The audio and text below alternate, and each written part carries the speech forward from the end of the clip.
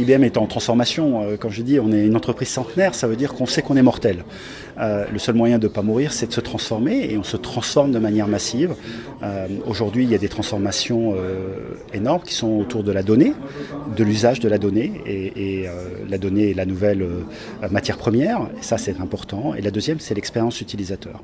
Et IBM est à la croisée des chemins entre l'efficacité opérationnelle, aller chez les clients et être capable de comprendre les besoins des clients, les exprimer de cette façon-là, et les données. Et si vous ne voulez pas avoir une explosion avec 3 informatiques différentes et des entreprises qui ont finalement un schisme dans leur entreprise, c'est comment est-ce qu'on les regroupe, comment on les fait fonctionner ensemble, comment on les fait fructifier. Et c'est la transformation que nous faisons. Nous avons ouvert des design studios, on a des designers chez IBM, on a créé à Lille ce qu'on appelle une factory de développement agile. En même temps, on a mis de la production, donc on devient de la production agile. On est en train de se transformer. 40% du business qu'on fait maintenant était marginal il y a encore 4 ou 5 ans.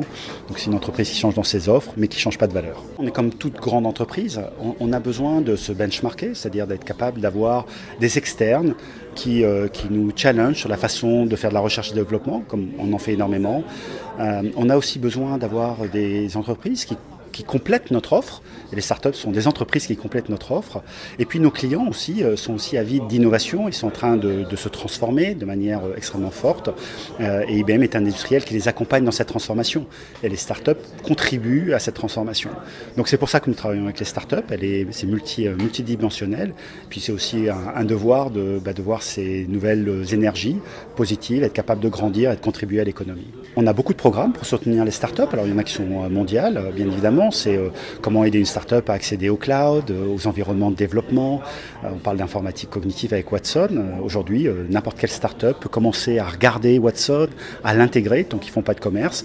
Ils ont cette capacité d'accéder à nos technologies gratuitement, pratiquement, pour être capable de concevoir leur idée et de la développer.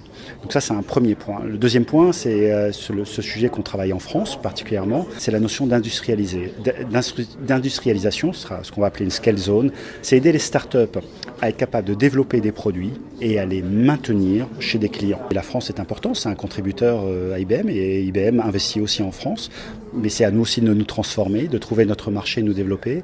IBM investit en Europe, on a investi par exemple en Allemagne, à Munich, où on a créé le centre mondial d'Internet des objets pour IBM est en Europe. Donc comme quoi il n'y a pas de schisme. On a aussi investi à Milan sur Watson dans la santé.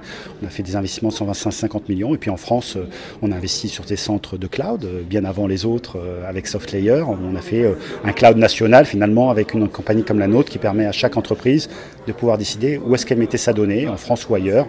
Et l'entreprise est capable de le faire. Donc oui, il y a une place. Oui, c'est à nous de la faire prospérer. C'est à nous aussi de faire les mutations que nous devons faire, et elles sont massives, dans un temps qui est très court. Mais tant que nous arriverons à faire ça et que nos clients nous suivront et qu'on aidera nos clients à le faire, on a une place en France, bien évidemment.